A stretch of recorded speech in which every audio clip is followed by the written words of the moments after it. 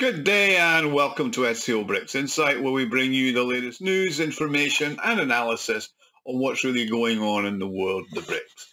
Now, the United States continues to wage its economic warfare against Russia. According to the news agency Bloomberg, the US is considering a ban on the supply of semiconductor chips made in US technology to Russia. Not American manufactured chips, but made using technology that the US has developed. However, analysts are confident that Russia will still find a way to get their supplies from China. I mean, as an aside here, here's me believing the EU president, Ursula von der Leyen, or as I call her, von der Leyen, that the Russians were getting their microchips by stealing washing machines, microwaves and fridges from the Ukraine. Now, it appears that's not actually true. No, seriously. What are the potential implications of the new sanctions against Russia? Well, Bloomberg's reported that the United States' intention is to impose a ban on the supply of semiconductor chips using American-developed technology by any country in the world to Russia. Now, these clowns in the Biden administration will announce these new restrictions shortly. Now, their objective apparently is to strangle the war machine of Russia. Now, in particular, 8 Hong Kong-based companies are going to be included in the sanctions list, as they are, according to the United States, still engaged in sending semiconductor products to Russia. Now, the key differentiator of this initiative is the restrictions will apply to goods not produced in the US, but created on the basis of American technology. I mean, it's a bit weird. It's a bit like sort of saying, you can't sell burgers because McDonald's invented the Big Mac. Anyway, now here's the interesting wording in the statement. Companies have the option of continuing to operate if their products are not used for military purposes. Should the company meet this criteria, then Washington would be prepared to grant a license for the further production of goods. Any violations of the ban will result in criminal penalties. Now, it seems all we have to say is that they are not for military purposes, and after that, I mean, you're fine. I mean, according to British so-called intelligence, brooms are used for military purposes, and Russian soldiers are apparently, according to a laughable report, run out of weapons and ammunition and were fighting hand-to-hand with brooms. Also, these restrictions are likely to affect the aviation sector, plus they're looking at sanctions against enterprise software, and these will be expanded over time, so we'll see how that pans out. I mean, the report also claims that according to the US plan, this could result in a complete cessation of updates of all types of software that the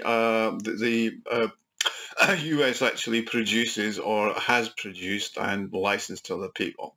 It's just another attempt of the United States and the EU to try and limit Russia's access to technology. I mean, this is despite the abject failure of the myriad of the previous sanctions. I mean, last year, Russia still imported over $1.2 billion worth of chips. Now, at the same time, supplies were carried out by subsidiaries of Western companies. So to combat this problem, the EU is discussing a proposal to tighten inspections of companies who they suspect of supplying Russia. If they discover violations of the existing sanctions, then they will fine them. But as usual, the action of the EU will take so long, nobody will notice. I mean, do remember at the beginning of the conflict, Washington imposed restrictions on the supply of microelectronics and semiconductors to Russia. But China never complied with the US's demands, and because of this, the White House then imposed sanctions on Beijing in relation to the sale of chips utilizing artificial intelligence. Now, the restrictions were about the supply of semiconductors to China, manufactured using American technology. I mean, their export only became possible after many of those companies lobbied to receive special licenses directly issued by the US government because they were losing so much money. They also sanctioned individuals wishing to cooperate with Chinese manufacturers. That said, some of the leading American companies supplying equipment for production of chips have suspended sales in certain customers in China. I mean, in response to this measure, all Beijing's done is limited the amount of rare earth compounds like gallium and germanium, which are necessary for the production of computer chips. Anyway, the analyst community in Russia is confident that Russia will be able to find a way around the new restrictions. Of course, Sanctions in such a significant area will lead to an increase in the cost of the whole range of goods, from washing machines, microwaves, etc. And despite their best efforts, I don't suppose they'll ever be able to completely cease the import of chips into Russia. I mean, the supplies will then go to the shadow sector. I mean, US intellectual property is present in most of the chips today, but they're manufactured everywhere. So unless the ban is recognised global, they're never going to be able to ensure compliance with these restrictions. I mean, it's just going to be too complicated. I mean, Russia's main partner in the semiconductor sector is China, and currently Washington's influence on China is absolutely minimal.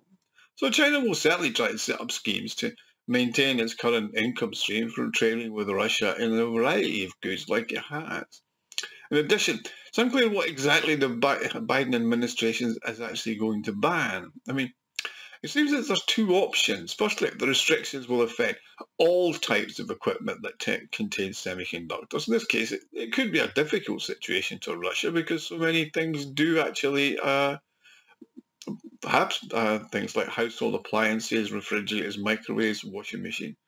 I mean, the ban only applies to the microchips themselves, and this will be a challenge for innovative companies, but I'm absolutely certain that Russia will be able to adapt to the new circumstances. I mean, what they've done prior to this with other sections of sanctions is they basically go through third parties. I mean, Russia borders Kazakhstan, Uzbekistan, and various countries in Central Asia. Plus, you've got Turkey.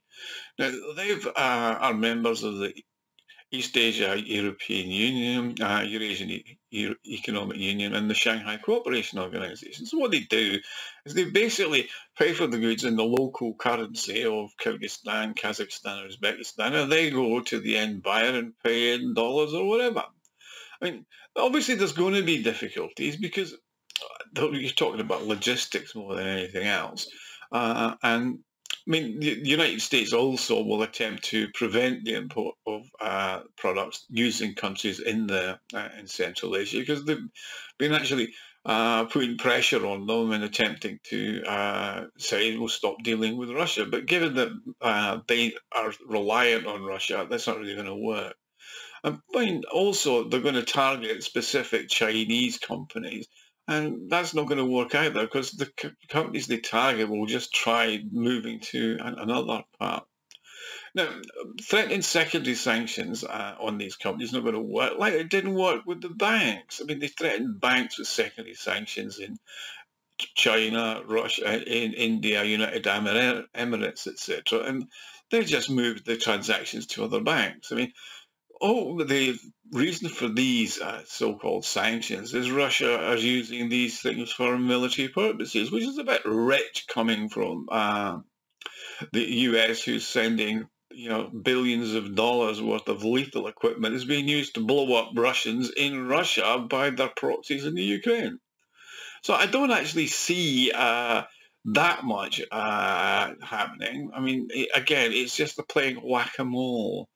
I mean, you can continue to add sanctions, but Russia will just continue to find ways around it using its partners in the likes of the BRICS, the Eurasian Economic Union, countries like Kazakhstan, Uzbekistan, Kyrgyzstan, Tajikistan, Turkey. Plus, you've got the BRICS. I mean, India, China, Brazil. They've all got stable economies that can withstand pressure from the USA. So that's the only, I mean, the only sort of fly in the ointment at the moment is the transactions in dollars. Now you get away from that and then the problem is over. And that's really the crux of what's going to happen in October when the payment system comes in. That'll make the sanctions and the use of the dollar irrelevant to the BRICS, and the problems of the BRICS will be solved. Now, anyway, let me know your thoughts via the comment section. I look forward to responding to many of you. I'd like to thank you because the comment section is really great, and I really do enjoy working and talking and chatting with you. So do keep that up. Now, thanks for watching, and please like and subscribe. If you've enjoyed this video, you could help me fund the channel and the website, SCOBRICSInsight.com, by clicking on the thanks button at the bottom of the screen here and making a small donation. Thank you, and I'll see you all again soon. Bye.